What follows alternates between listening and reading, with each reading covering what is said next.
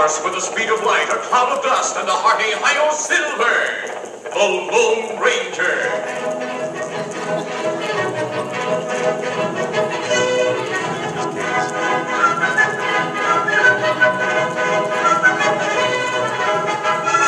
This is the legend of a man who buried his identity to dedicate his life to the service of humanity and country. It is the story of the origin of the Lone Ranger.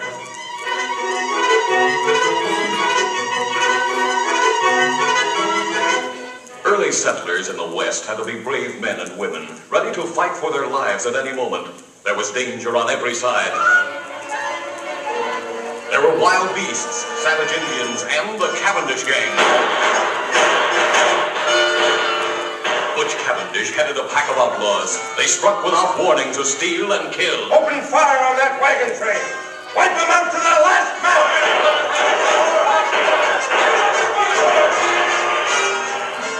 The Cavendish gang attacked ranches and towns as well as wagon trains. Everyone feared Butch Cavendish. His gang grew rich and powerful. Finally, the Texas Rangers learned where Butch Cavendish and his gang were hiding.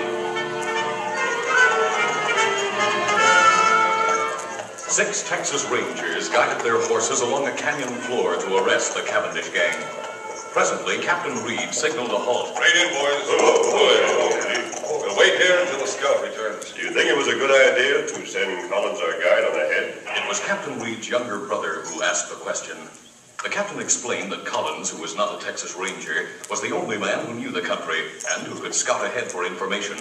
Then, while the Texas Rangers waited for the guide's return, the captain said to his younger brother, My wife and son are coming from the east.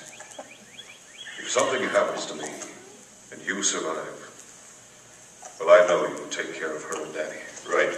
I'm going to count on you to resign from the Rangers and work that silver mine we staked out. See that my son and his mother get my share. I promise. Here comes Collins, the scout. Ho there. Ho, Jenny. What's the word, Collins? Good news, Captain Reed. It's all clear. I scouted the rim of both sides of the canyon and found no sign of the Cavendish outfit. All right, boys, let's go. Get up there. Collins, the guide, lagged behind unnoticed by the Texas Rangers, who moved in single file along the floor of the rock-strewn canyon. They didn't know that Collins had lied, that Butch Cavendish and his killers were waiting in ambush on the rim on both sides of the gap. Here come those Rangers, boys, just as Collins told us. Now, we can't get down to the floor of the canyon without going a long way back, and it'll be dark in half an hour. So we'll just keep pouring lead into them from up here until we're sure they're dead. Then we won't be taking any chances. Now open fire! The Rangers leaped from their saddles and spread out as they returned the fire from both sides of the canyon. Soon 4 of the Rangers were killed. Captain Dan Reed and his brother, wounded several times, kept fighting side by side. Then the captain fell mortally wounded, and a moment later his younger brother, the last of the Rangers, slumped to the ground.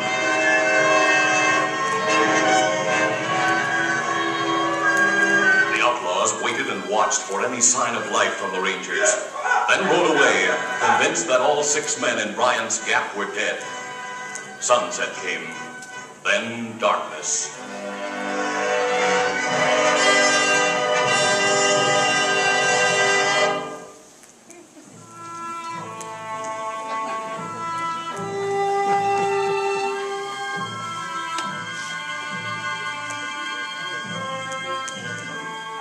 That night, an Indian examined the bodies by moonlight. After examining the first 5 men, he muttered softly, Them dead. Then he came to the 6th man, the younger brother of the captain. And this man, alive. The Indian lifted this man tenderly in his strong arms and carried him to a nearby cave where he bathed and dressed the wounds. Then he took a spade from one side of the cave and returned to the canyon, where he worked steadily until the dead men had been buried. Returning to the cavern, he sat watching through the remaining hours of the night. Daybreak found the Rangers stronger, but by nightfall, the wounds had become infected. The Indian called on all his knowledge to treat the wounded man. He went day and night without rest.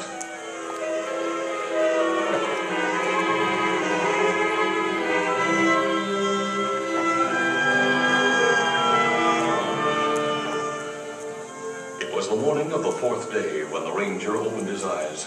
And for the first time, the Indian saw them clear and calm. Are you awake? Me glad. Yes, but so weak. You wounded, man. I remember an ambush. Isn't that right? Me find you in canyon. Carry you here to cave.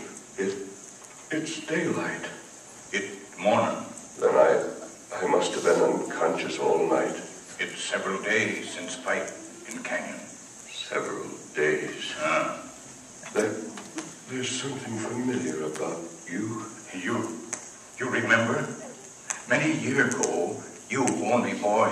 You find Indian boy in trouble. You saved life, Indian boy. Yes. Your name is Tonto. That right? Years ago, you called me Kimosabe. That right. And you still Kimosabe. It mean faithful friend. Tonto, there were 6 of us in that canyon. The others. What about the other rangers? Other ranger. All dead. Dead. One was my brother. You only ranger left. You, Lone Ranger. The Lone Ranger. Tonto, those killers know me by sight. If they know one man escaped, they'll look for him. And them not know one escape. Tonto bury 5 men.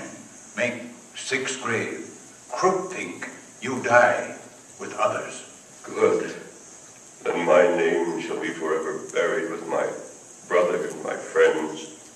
From now on, my face must be concealed. A disguise, perhaps. Or a mask. That's it. A mask. I'm the only one who knows about the Cavendish gang. With your help, Tonto, I'll get every one of those crooks. In the ranger's eyes, there was a light that must have burned in the eyes of knights in armor.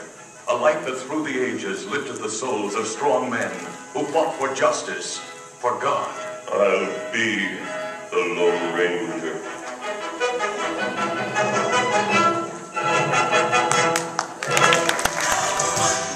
The hour of diplomacy. We drink white wine from holiday cups. Hour 2. The hour of zoology. That's when the party animals show up. Hour 3. The hour of decision. And wiser heads decide it's time to leave. Hour 4. The hour of hector diplomacy. And some employees think it's time to heave on the boss in his new Armani suit. Rumble around the conference room while juggling citrus fruit, throw cigarettes, trash cans, cookies, the little weenies in the flames. Take passes at a lady who's filed a harassment claim. The chorus of the armor while wearing a lampshade, complain about the bonus and how poorly we are paid. Brag how he uses all his phones for transatlantic calls. The restroom's occupied, but there's a palm tree in the hall.